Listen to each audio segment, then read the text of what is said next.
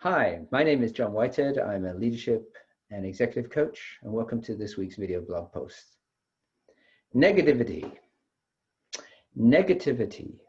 Being the negative person. We've all bumped into those people that seem to be always negative. They're always complaining. And what happens? Do those people, do they have people flocking to them? Probably not.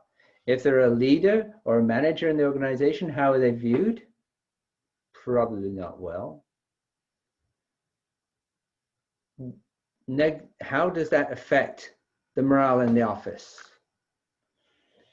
Probably not very good. You'll see that person coming. What do? You probably turn around and walk the other way. Here's an issue though. Most of those people don't know they're doing it. They're totally unaware that they're doing that.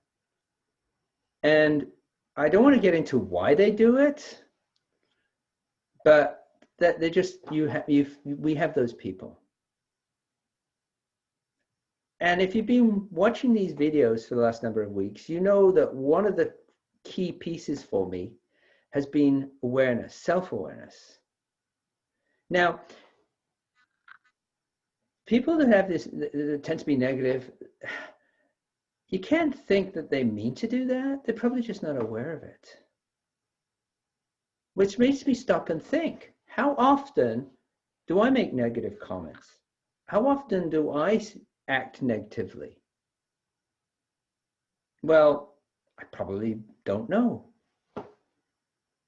So how might I deal with that?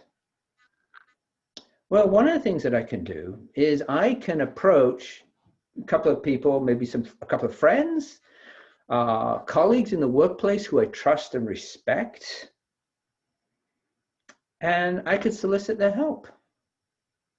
I can ask them, say, I'm wondering if you could help me with something. I'm just checking my mental health, my mental stance, and I'm just wondering what image I project. If I'm seen as fairly positive, or are there times when I can be negative? And then asking those people, what do you think I might be able to do to improve that? Now you might be wondering, well, that's kind of strange. That's kind of weird.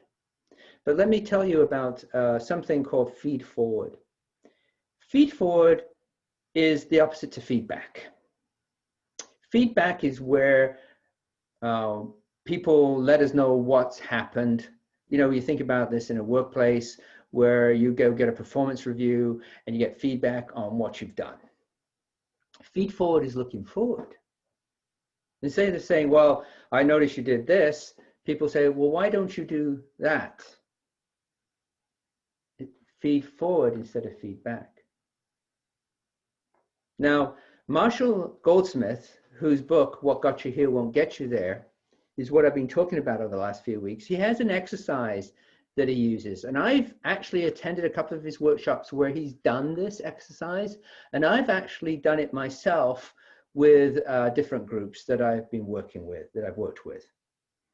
For example, with the fourth year students at the Faculty of Management, with the course on leadership that I taught, I had them do this exercise, where I get them to think of one area of their lives they'd like to change.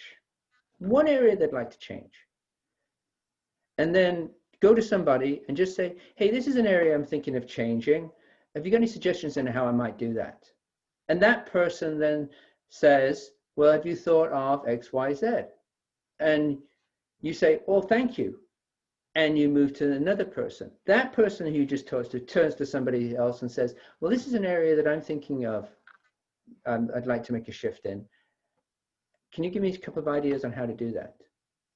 And once the person's given those ideas, they say, thank you, I appreciate it, and you move on. You don't add value. We've talked about adding value. You don't make any additional comments. You just say thank you and take them away. And then you take those ideas away, you reflect on them, and you see, oh, I can do this, or that, maybe I can try that. And after that exercise, which you take 10, 15 minutes to do it, if you think about it, you've gathered a whole bunch of information. And when Marshall asks, the participants, what was that like? They go, oh, that was great. That was fun. I got some really good ideas. That was interesting. Now, you ask somebody about feedback, the last thing they'll probably say is that was fun. But I know I've experienced this myself. When I did that exercise with the fourth year students, the energy in the room is kind of cool. So that finding out how your actions impact other people is what we're talking about. And you need to be aware of that. And if you've got a couple of people who you trust, maybe ask them, find out. And if it's something you think you can work on, start working on it.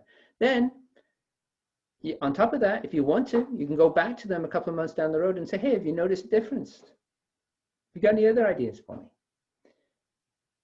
Can you imagine if we were doing that all the time? How more self-aware we'd become? Anyway, that's my blog post for this week. Thank you for joining me, and I hope you again will join me next week. Have a great week.